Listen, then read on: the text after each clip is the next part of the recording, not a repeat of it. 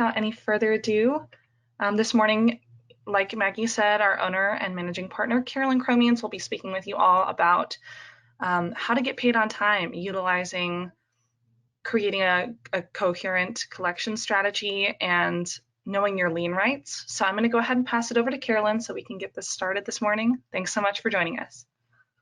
Good morning, guys, and thank you so much for being here. Before I dive into this very relevant and very exciting topic of collections and liens, I want to take a second and tell you a little bit about who I am and why that matters. Yesterday, I was a guest on the Essential Craftsman podcast, and his first question to me was, how are you a craftsman in your business? And I very much have crafted my business to be what subcontractors and material suppliers, mid-size family-run companies need as an asset to help them grow their companies. And that comes from having run companies like that, worked in companies like that growing up. I grew up in the construction industry. You know, my grandfather, excavation company, my brother's still an irrigation contractor. I have an uncle who's an irrigation contractor. And some of my first jobs were in that subcontractor level, whether residential or commercial, but family owned, you know, mid-size to big business, but just really having worked in that and understanding where I came from allowed me to craft a business that reaches those companies' needs, right? Like if you call me, I'm going to give you a return phone call in 24 hours. If you need something reviewed, I'm going to try to do it that same day or the next day, because you really need those answers in real time to run a successful business. And another thing that I learned is a collection strategy, which is a huge important thing in this industry.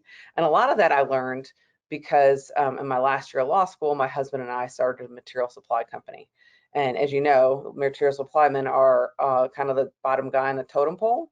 And so they really have to know their lien rights in order to survive and have, you know, a consistent collection strategy. So that's what I've created this because I had to do it for myself, because, you know, fear is the mother of invention, right? Like if I didn't figure out, we were going to go out of business.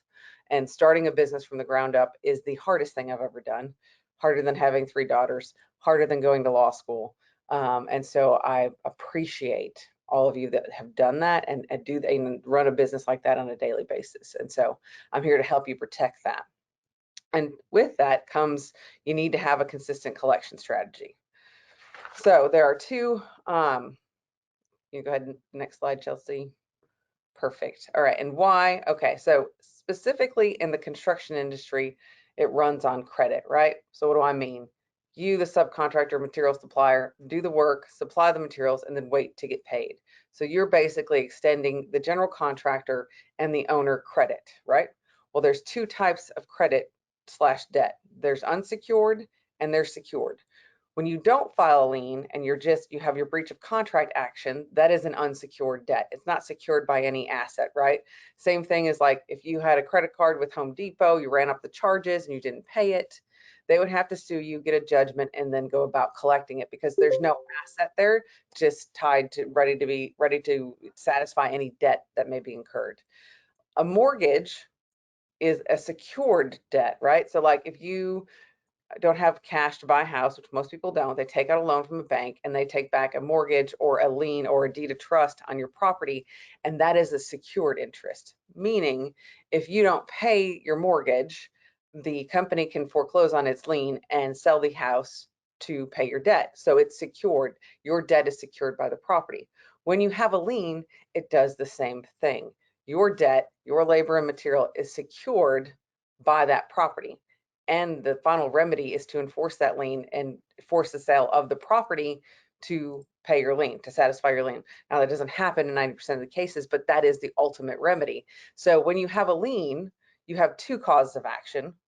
You have your unsecured claim against the general contractor or whoever you had a contract with, which is, you know, a cause of action. It's not as good as a lien. So now if you have your, you know, your contract action, you take the file steps to have a valid lien. Now you have a secured debt. And normally, even if you don't have a contract with the owner, when you have a lien, your cause of action is against the owner, meaning if you don't get paid, you can file suit against the owner to foreclose the lien. So it really is the best way to secure your money in this industry because it runs on credit. And so that's why it's so important to know what your liens rights are. Oh, another thing too is knowing this. What did you write off in 2021? You know, did you look at your P&L? What did you write? How many of your invoice did you not collect, right? And I want you to set a goal for the going into for 2022 to cut that number in half, right? If you wrote off 5% of your gross revenue, let's work on a strategy to make that 2.5 of your revenue.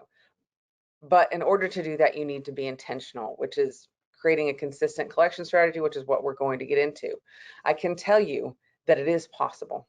It is very possible. You know, for the material supply company that I'm involved in that does tens of millions of dollars, we write off less than 1%. Same thing for another, you know, lumber supply company that I represent that does 50 million, less than 1%. So it is absolutely possible to have that write-off number be tiny, but you have to be consistent and you have to be intentional about it. And so that's kind of what we're going to help with today. So consistent collection strategy is based on a bunch of things. Your cash flow, the lien rights in your state, you know, making sure if you have a contract, you have that, or, you know, we'll get into knowing the property description and all of that later on, but collecting all of that information that you would need to file a lien or to pursue a consistent collection strategy before you even extend credit is kind of the key here. You want to be in a position that if you have to take the next step to collect, that you already have all the information you need on the front end. And so that is part of a consistent collection strategy. All right, so we're going to get into the lien basics, and we're covering specifically liens in Texas because liens are different in all 50 states. So in Texas, there are two different types of liens. And why does this matter? Because if you have a constitutional lien, you don't have to send any notices. They're just you know, one timeline. If you have a statutory lien, there's lots of notices you have to follow to have a timely lien, to have a valid lien. So a constitutional lien is when you're hired directly by the owner. So most general contractors, original contractors have a constitutional lien, and they just have a timeline that they have to follow their lien. They don't have all of the notices that are required by somebody who works for a general contractor who's not in direct contract with the owner would have a statutory lien. That means it's described in the property code instead of the Constitution, and comes with that a lot more steps to perfect your lien rights because you're not in direct contract with the owner, and your ultimate remedy is to have a lien on that owner's property. And so there are a lot more steps that have to be solidified and done properly to have a valid lien. So what do you need to know to have a valid lien in Texas? There's two things you need to be aware of before you even start about to know what steps you have to take to have a valid lien, is knowing your place in the project, and we'll get to that in a second, and knowing the project type. These are the two things that are going to determine when you have to send notice, when your lien needs to be sent, and all of the steps that have to be taken to have a valid lien. Next slide, please, Chelsea. Perfect. So knowing your place. And when I'm talking about place, if you'll see that diagram there, the construction food chain, I'm talking about your place in the food chain. So you have the owner, place one is a general contractor slash or original contractor. Second place is a subcontractor, and then place threes are subs and material suppliers. And so, you know, we'll get into this later, but the further you are down the food chain, the sooner you'll have to take action to perfect your lien rights. So knowing exactly where you are in this place, like sometimes you don't know if you're hired by a sub or if you are a sub, but knowing who hired you. And the main thing you need to know, who is the general contractor, who is in that place one position once you start the project. You need to know who that person is. Okay, so the first action you need to take is based on your place, right? And the further down the food chain, the faster you have to act. Okay, so currently for original contracts signed before January 1st of 22, which for most projects is what the time frame is, you have to send notice. If you're in a place 3, you have to send notice by the 15th day of the second month.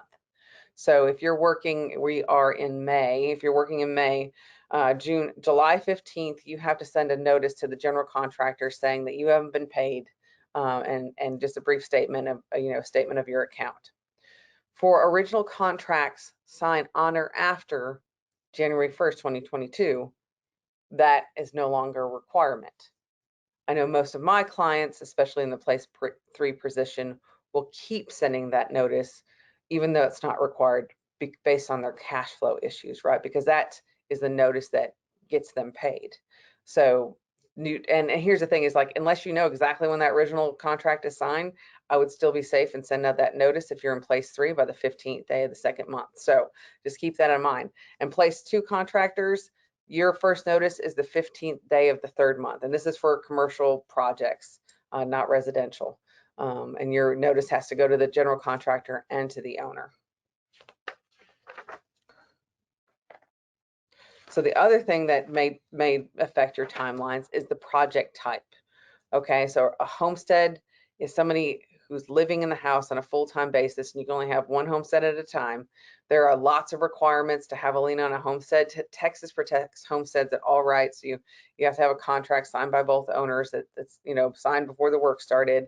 There's a bunch of detailed stuff in that. Residential has shorter timelines than commercial, but a residential project is something that's owned by an individual, right? So a house that's being built by a spec builder for sale to somebody they don't know, that's technically considered a commercial project, even though it's a house, because of who owns it. A residential project is one owned by an individual, like a person, not a company. If it's owned by a company and it's a house, then it's commercial. Commercial is everything that doesn't fit anywhere else. And then you have public works, which are, streets and roads, libraries, fire stations, that kind of thing. That's Texas Public Works. And then you have federal projects, which are like airports, military bases, all of those things. And those type of things have different timelines as well. Another interesting thing that Texas has, I did that slide on constitutional lien versus statutory lien. Well, in some instances, even when you don't have a contract directly with the owner, you could still have a constitutional lien. This happens when there's a company that is the owner and a company that is the general contractor. And although they are 2 different companies, they are owned and controlled by the same people. And so what the law says in that situation is when they are owned by the same people, that's technically a sham contract. And so it's just like you're working for the owner, and you can have a constitutional lien. I bring this up because in some situations, you may think that you're out of timelines to file a lien, but if we dive in and we see that this is the case, then you have more time to file a lien. So it's important to know that this is an option. This is the technical requirements of what needs to be in a lien. So like the name of the owner, the legal description, these are all the kind of things that are good to have on the front end, so you're not scrambling to find it when you need to file a lien. So these are the, you have to include the months you did the work. You have to include when you sent notices and how you sent them. Missing one of these things in a lien can make a lien invalid. If you miss a month you did the work, that can make a lien invalid. And here's the thing, guys, it is way more dangerous to have an invalid lien than no lien at all, right? Because if you're invalid lien, not only will you not get paid the amount that you're owed, you can have to pay the other side's attorney's fees and or potential penalties and any damages they may incur by your lien being filed. When you have a lien filed, you can stop a sale, you can stop a refinance.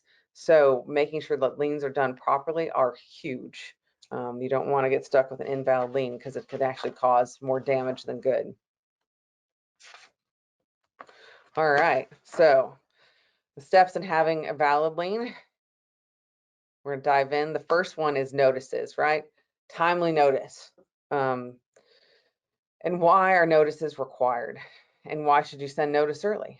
Okay, notice is a chance to give everybody a time to pay before you file a lien, right? And I can tell you from personal experience, all of the rules have deadlines, right? You have to send it by this time. You can always send it early. And why would you send it early? Because you are more likely to get paid, and you're more likely to get paid faster if whoever's paying doesn't have to pay twice, right? If we're giving the owner plenty of notice that the GC hasn't paid the subs and the owner still has the GC's money, you're a lot likely to get paid if the owner's not paying twice. If the owner has to pay twice, he's going to push and he's going to make sure you made all your timelines and did everything correctly. If he's paying you instead of the general contractor, it really doesn't matter. But if he has to pay twice, that's when things are going to get sticky. So the purpose of notice is to give everybody a chance to pay before the lien is actually filed. A huge misconception out there is when you have to send notice, when does that timeline start? The timeline does not start from the last time you worked or the last time you supplied materials. It starts from the first time you supplied materials or labor and you remain unpaid. So like in my previous examples, if you're working in May, say you're working in May, June, and July. July comes around and you still have not been paid from May.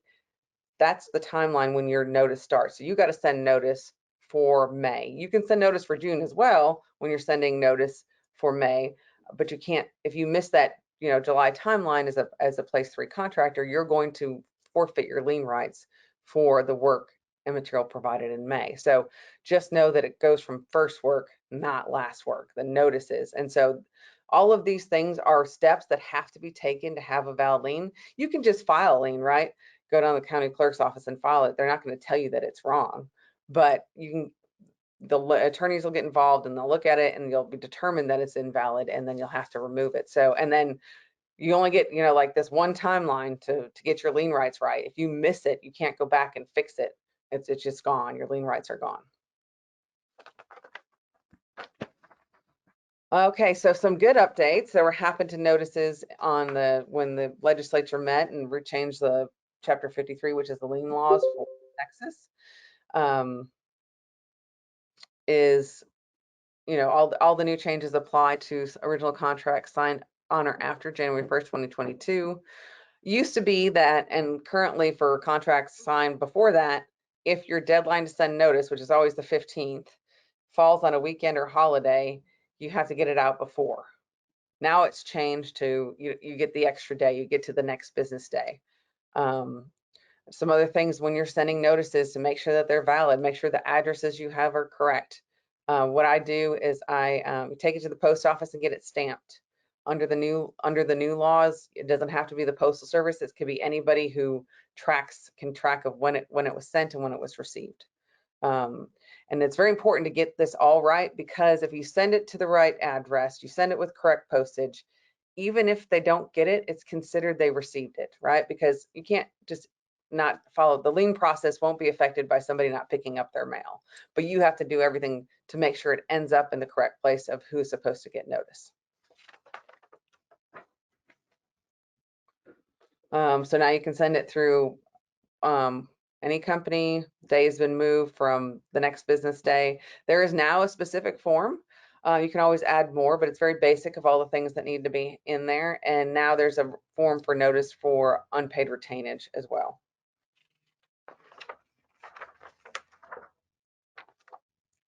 All right, so the key points on how to have a valid lien: have to send proper notices, right? Like this is based on your place. So if you're place 3, you're sending that 15th, that first notice by the 15th day of the second month. If you're in that place 2 position, you're sending notice by the 15th day of the 3rd month, right?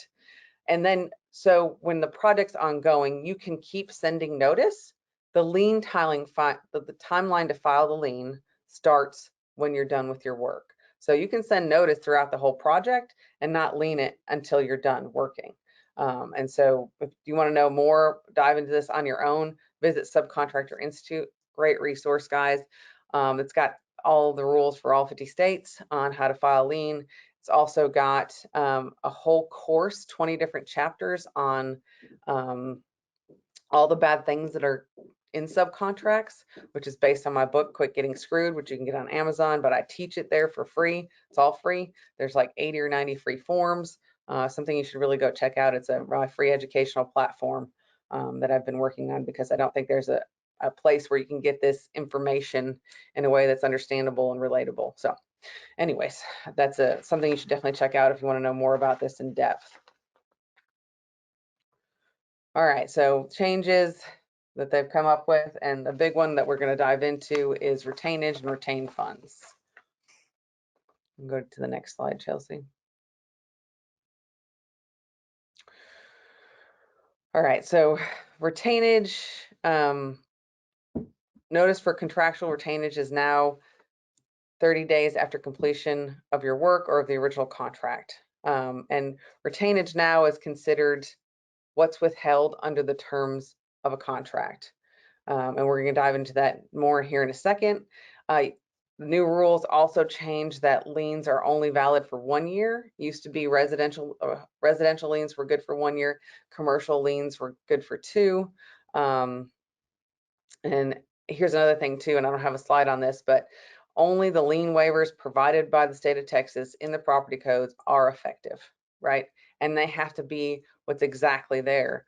I have I actually have a case right now that I'm working on where I'm representing a roofer who was doing work on a commercial project, and he was a sub, so he was a place 3. And the subcontractor sent him lien waivers that said unconditional lien waiver and made him sign it with a pay application. I mean, he's requesting to be paid, and this subcontractor required him to sign unconditional lien waivers.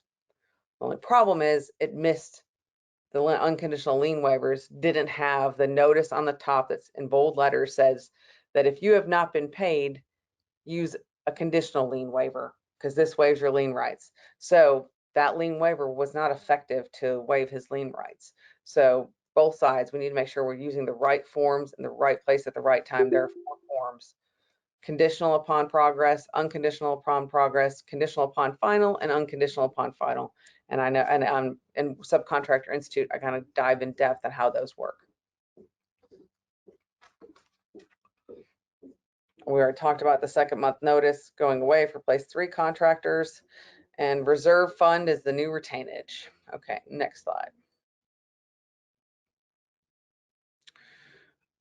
What is required to have a lien in all 50 states is different, and I highly do not use an online lien filing service for a couple of reasons. Like I told you, having an invalid lien is actually worse than having no valid lien at all. I have a client that just got hit with 100 grand in attorney's fees to remove his invalid lien. It's not something you want to do. And plus, you don't want a lien filing service. They just file liens. They don't do anything else. You want somebody who cares about you getting paid your money. You want a collection service that includes liens, right? So like what we do is you send over a file, we're working it, we're making phone calls, we're doing the lien process, but that's just part of what we do, right? Our main goal is not to file a lien. Our main goal is to get you paid. There's a difference there. So just know that when you're looking at these online lien filing services as an option for liens. All right, what is retainage? Okay, now retainage is any amount withheld under the contract, under your contract. So most of subcontracts still have the 10% requirement that's retained until after final completion. And so why does this change matter? The change matters because it used to be you had 30 days from final completion to file your lien on retainage, which is the GC is not even paid retainage by that time. And so if you didn't file it, you were out of time, and then you just wait forever to get paid retainage. Now that deadline has been extended to the 15th day of the 3rd month after the project's complete. So it gives you some more time to send your notice. You got to send your notice within 30 days of final completion, but you have until the 15th day of the 3rd month to file your lien, meaning that's a chance for the owner to pay the GC and the GC to pay you before you have to file your lien for retainage. So it brings some leverage back to the issue of retainage and having a lien on retained funds. So what used to be retainage is now going to be referred to as reserve funds. Okay, so reserve funds and the previous retainage is a rule required under the property code that means the owner has to withhold 10% of the original contract amount for 30 days after final completion. This is now referred to as reserve funds and not retainage. And so to have a lien on reserve funds, you got to file your lien within 30 days of final completion. Reserve funds, previous retainage, is to limit the owner's liability to potential lien claims, right? So the owner is required to withhold that 10% for 30 days after final completion. So if you have $1 million project, that's $100,000, right? So they're withholding this money. What happens if there's $200,000 in lien claimants at the end of the project, but the owner properly withhold the $100,000? The owner's liability is capped at that $100,000, and the lien claimants will share in that pro rata, meaning the bigger your lien, the more of the chunk of the 100 grand you'll get. But to be considered share in this 100 grand, you have to have a valid lien, not an invalid lien. So do realize that these reserve funds can limit the owner's liability. So even if you did everything required to have a lien, you followed all the steps perfectly, you might not be entitled to the full amount because the owner's liability is capped at 10%. In a second, we'll get into a slide on how you can broaden the owner's liability. But so now reserve funds are due to the general contractor after 30 days after final completion, which means your lien needs to be filed before then. And guys, retainage, 10% of the contract, but you really have to consider that that's your profit, right?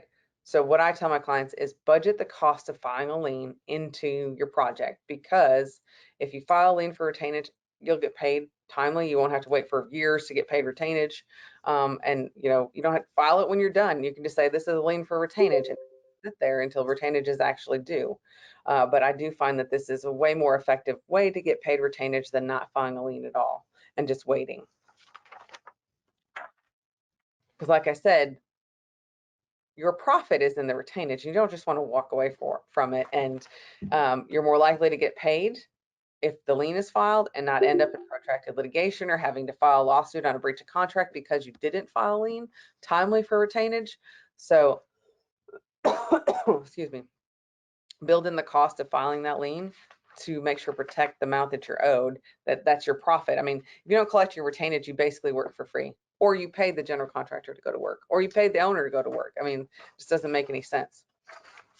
So how can you increase the owner's liability from just that reserve fund of 10%? It's called fund trapping.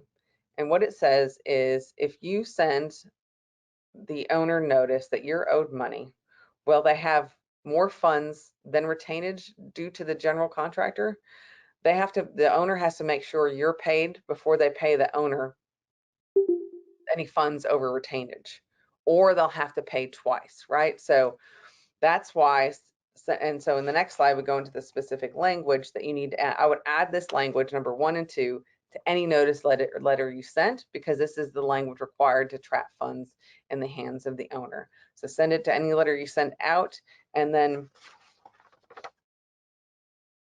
the next slide is the sooner you send the notice, the more likely you are to trap the funds in the hands of the owner to make sure you get paid the full amount you're owed, the full amount of your lien. So like I said, I told you all the deadlines. You can always send it sooner. And most of my clients, set up their collection strategy based on cash flow, which cash flow is you need to be paid before 90 days. That's just the way it works.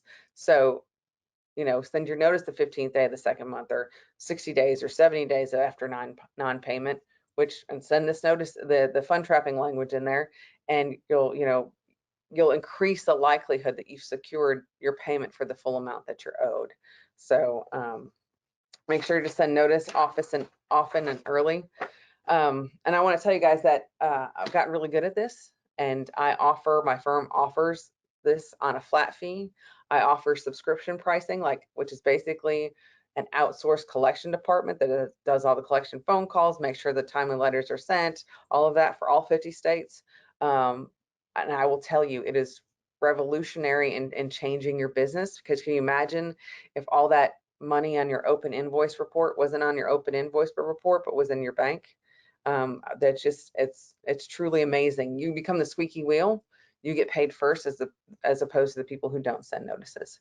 And so now that you know your timelines, don't let anybody push you outside of them, and make sure you secure the amount that you're owed.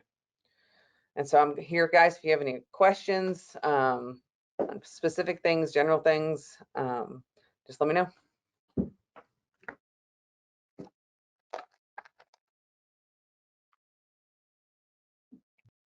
Awesome. Alrighty, does anybody have any questions for Carolyn today? You're more than welcome to unmute yourself or send them in the chat. Hi, I do have a question for Carolyn.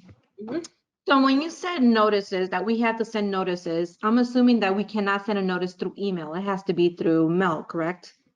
Correct. It's got to be certified mail or some other way to prove that it was sent and delivered or tried to be delivered.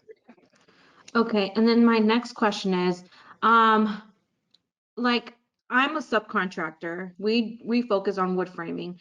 And basically I'm still learning the process of, handling all of the contracts and all that.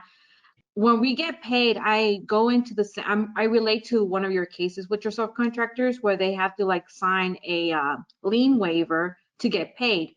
So I was under the impression that you had to like sign it to get paid. Is there like another lien form that I can create on my own and send it over to them saying it's just pending or something? So what happens, what you should be doing, there's 4 types of lien waivers. When you submit your pay application, you submit a conditional upon progress lien waiver. And if you go to Subcontractor Institute, I have the forms there. They're state forms. And you can see what it Okay. looks like. And so it'll say for this period of time, whatever month the pay app's for, owe this amount. And then once I'm paid that amount, I'll be paid in full. And so then Okay. on the next pay app, you submit the conditional for that current month. You also submit unconditional for the previous month if you've been paid. So once you're paid, you do the unconditional on progress payment. Okay. Okay, and I can get those forms from your website, right? Right. And Subcontract. so that means I would not have to use their forms, the ones that they're providing. Okay. No, if they're not the state, and if they're not the state forms and they're trying to make you waive your lien rights before you've been paid, they can't do that. Yeah, because I've got through a lot of companies doing that, and I'm lucky that I've got paid on all of them. No, I know. So thank you. I know. We have a few questions in the chat from Sarah and Alex. Where can we see the subscription plan information for collection services, and what do you charge for subscription for collection services? So I have some base rates on the cromieslawfirm.com, but it's really kind of based on what your needs are.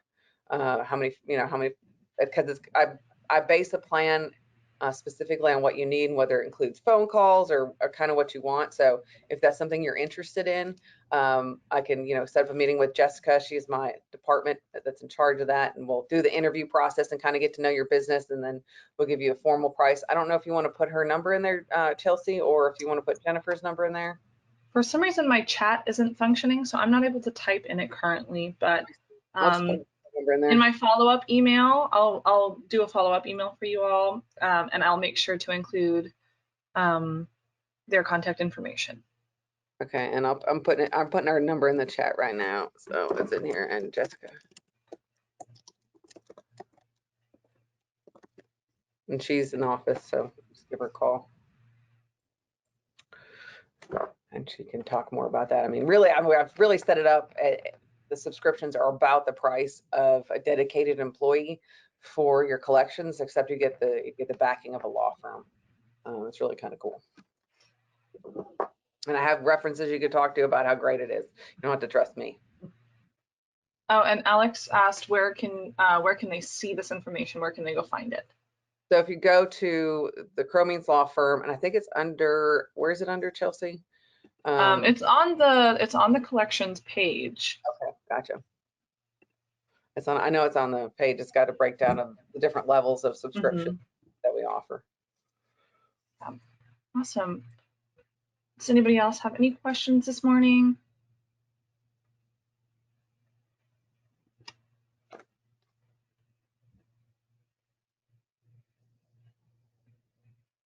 If so, you can send them in the chat, or you're more than welcome to unmute yourself.